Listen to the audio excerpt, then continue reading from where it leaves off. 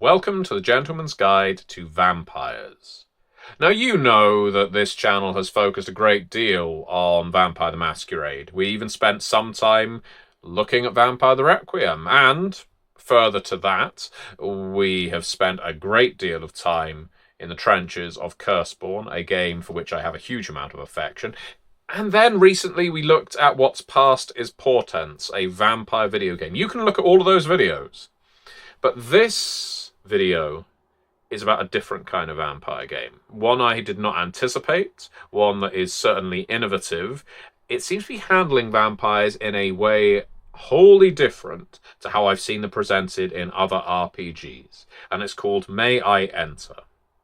This is an RPG by Josh Heath and Alison Seib, both industry veterans, and it is a game that is coming to crowdfunding, provisionally at the end of May, beginning of June. I've worked on crowdfunding campaigns before, so I know these dates can change, so your best bet is click the link in the video description below so you can get informed when the campaign goes live. If you like what I say in this video, do so. I think the more people who sign up for this one, well, the better it's going to be, but it's already looking damn good. So, what is May I Enter? The phrase itself is quite striking, isn't it? It plays around with that idea of a vampire standing at the threshold and not being able to enter your residence, the place where you are, unless you give consent, unless you give permission. And that is a central thesis of May I Enter. The idea of vampires and consent. Because you see, a lot of role-playing games treat vampires purely as predators and parasites. And that's a perfectly natural way to treat them, I would suggest. They are undead monsters, typically in most fiction, and they are going to be going around draining the life from others. But in this game, vampires cannot feed unless they're given express permission. In this game, vampires cannot use a flurry of their abilities unless they are given permission to do so. In this game, vampires are not apex predators. They are guardians. They are servants. They are dependent entirely on humanity. Now, some of you are going to be freaking out already hearing that and thinking, vampires as servants? Where's the fun in that? Well, I'll tell you where the fun in that is. Because this game, which uses the Powered by the Apocalypse system, so 2d6 added to your attribute, the result tells you whether you have succeeded or failed, simple as that. It plays with the idea of the vampire's role within human society and the importance of humans to these vampires. It is a game about relationships. Dare I say it is a game about romance. It is a game about exploring one's history, even dungeon crawling, but what's more is a game of tragedy, because your character has to form meaningful relationships with the humans in their life and then ultimately see them age out and die, and your character then has to just go on.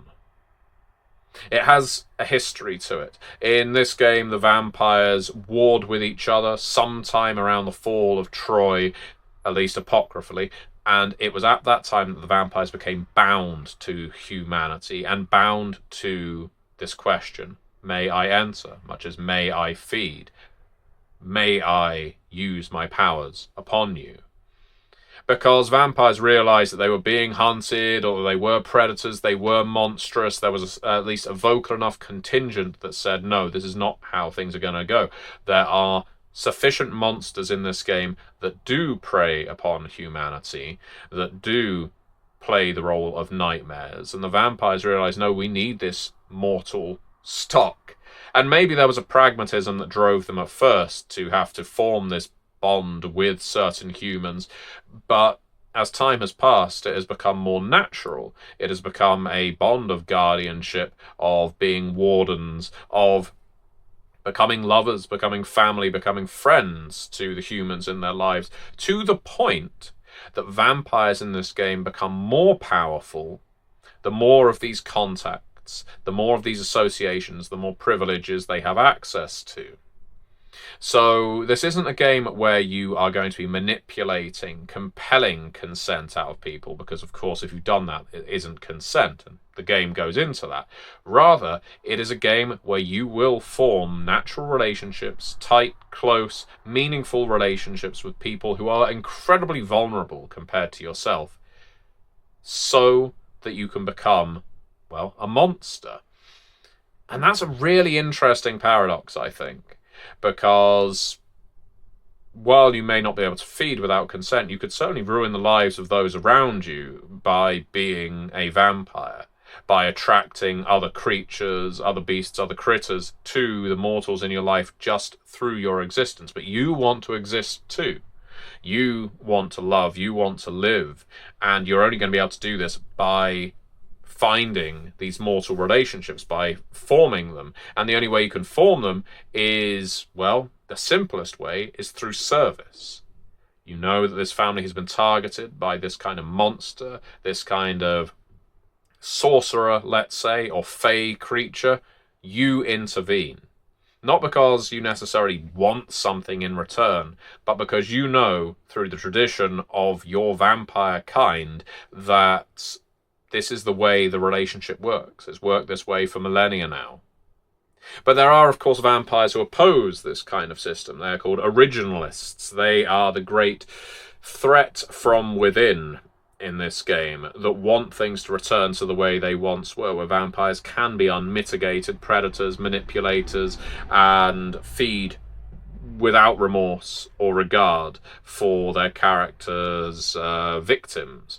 These are the vampires, I guess, of old. These are the ancients, the ones who at least want to resemble what the ancients were, and they are your great opposition. Because yes, you may need consent to feed from a weak, fleshy, blood-filled human. You don't need consent to feed from other creatures, from other monsters. And so there's a great risk from other monsters on you, but likewise you are a risk to them. It is, again, a really interesting way of doing things. And what I love mechanically in this game is this system of privileges, where it ties all of the historic, fabled vampire weaknesses to certain abilities. These privileges that go up in rank, and the more privileges you have, the more things you can do. One of the examples I'm fond of, and it's the first time I've really been fond of this archetype, the whole idea of not being able to cross rivers, running water. You can cross rivers and running water, the more privileges you have. The fewer privileges you have, basically, let's say you live in a city and there are 5 rivers crossing it, and this is my real-world situation. You can't leave there until you start forming bonds with the humans around you. The closer you are to your mortal contacts, your friends, your lovers, your family, adopted or otherwise, the more privileges you have access to, therefore the greater your territory can become, because now you can suddenly start crossing running water. Now you could even cross the ocean.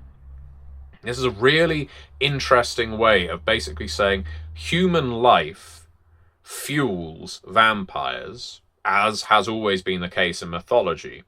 But you need to preserve that human life. You need to preserve those relationships. You can't just feed on them and leave them, because all of a sudden your privileges will disappear because you've succumbed to your monstrous nature.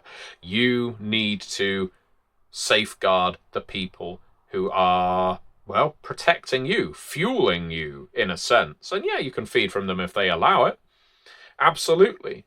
But if you do go too far, if you do break your bonds, if you end up doing something to jeopardize the safety of your mortals, well, your privileges will go down, and all of a sudden you will find yourself trapped on an island between 5 rivers. Now, that is just the example of crossing running water. We have so many of these archetypal vampire vulnerabilities in this manuscript, in this book, that it is a really interesting way of playing with the vampire mythos. Your character has to become more interconnected, more dependent on humans, but they also have to become dependent on you, and hopefully it is a bright and flowery and happy relationship with no angst at all, but the angst is going to be there. The tragedy is going to be there. The loss, the horror. This is still a horror game.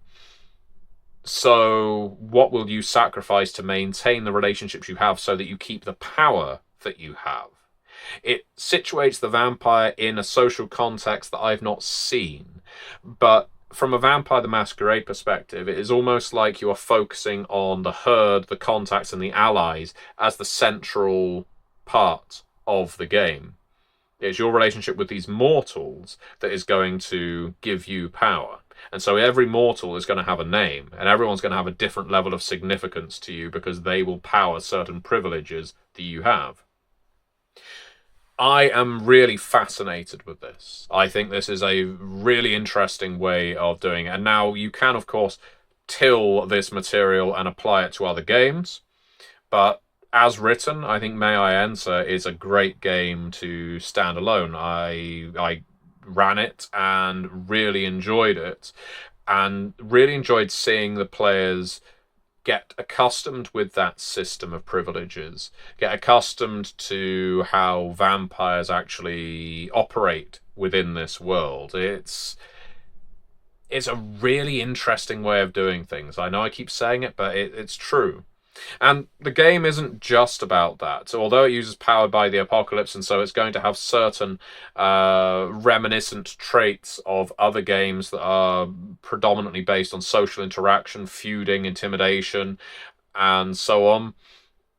It is also a dungeon crawler. I mentioned dungeon crawling earlier. It has a taste of the OSR to it because the history of the vampires in this game is a really deep and complex thing. I know a lot of you who watch this channel are interested in vampire lore, and this game has lore. This is a game about exploring lost cities and temples. This is about unearthing ancient vampires and finding out about your past. Whether it's because you are trying to stop the originalists who want to find ways of breaking the pact, the bonding that basically prevents them from just feeding from whoever they want, or whether it is because you are a scholar, an explorer, someone who wishes to stop other kinds of monsters, you need to tap into the ancient secrets and powers of your undead kind. And this is a game about exploring those ruins, heading underground and discovering vast underground vampire cities down there. There's a lot you can do with this.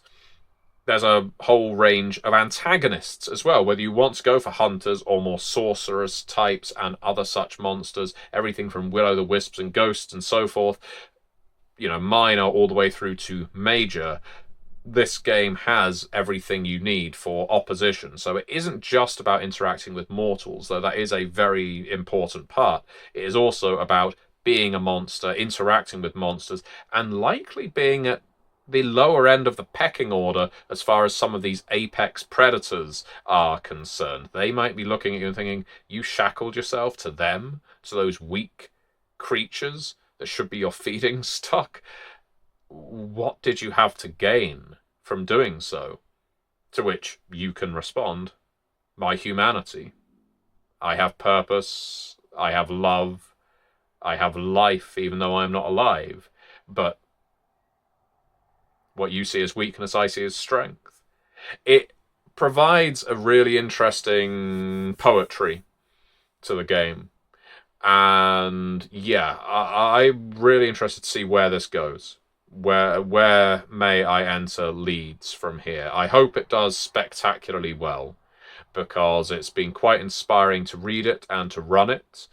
I've certainly felt new ideas come to me just from giving it a whirl. And I'd love it if you did so too. There's a whole range of playbooks, different vampires you can take. If you've ever played a Power by the Apocalypse game before, you'll be familiar with the idea of skins, archetypes, playbooks. This game is no different. So you have a vamp, a kid, you've got the Riz, and more. There's lots of different kinds of vampire you can play in this. So if you do need to, I guess, cleave to the archetypes from other vampire games, you can easily fit them within this mold. But I suggest playing it as original. Play it as its own game without any of the hang-ups necessarily from other vampire games. take it at face value, enjoy it, and enjoy the tragedy of May I Enter, because I think there really is a tragic element to it. Not just because I love playing predatory undead monsters, and the ability of not being able to be so is a restriction. Far from it, I think, because this is the game that ties vampires closest to humanity out of all ones I have ran and played, and that's no small thing. It completely recontextualizes. I'll say that again. It completely recontextualizes how vampires fit in to human society. You're not necessarily a part from it. You are a part of it, and you are dependent on it. But likewise, in this world where monsters prowl, they are dependent on you. So the relationships you form and the depths they go to can be hugely uplifting, but also completely soul-destroying when they go wrong, when they are gutted, when they are taken from you. And it's at that point you become the monster. And, well, you get to play both sides of the coin. So do check out May I Enter. I'm very excited by it. I have not written on it. I didn't contribute to it. This is not a self-promo. This is a game I'm excited by, and I would love it if you check it out on crowdfunding. The link is in the video description below. Please sign up to be informed when it goes live, and give this game your support. Thank you very much for watching.